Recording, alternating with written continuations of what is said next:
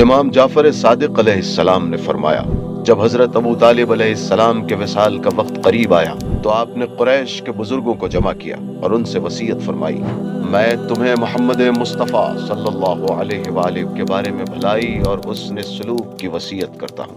بے شک وہ قریش کے سردار اور تمام عرب میں سب سے زیادہ راست گو ہیں۔ وہ ان تمام اوصاف حمیدہ کے حامل ہیں جن کی طرف میں تمہیں وصیت کرتا ہوں۔ اے جماعت قریش، تم جو میرے ماں باپ کی اولاد ہو، تم ان کے خیر خواہ اور ان کے دین کے مددگار بنو۔ اللہ کی قسم، جو شخص ان کے راستے پر چلے گا وہی ہدایت پائے گا، اور جو ان کی ہدایت کو مضبوطی سے تھام لے گا وہی سعادت اور کامیابی حاصل کرے گا۔ اگر مجھے مزید مہلت ملتی اور زندگی وفا کرتی تو میں ان کی ہر مشکل کو اپنے اوپر لے لیتا اور بڑی بڑی آفات کو ان سے دور کر دیتا، لیکن اب میں ان کی رسالت کی گواہی دیتا ہوں اور ان کے کلام کو عظمت و وقت کے ساتھ تسلیم کرتا ہوں۔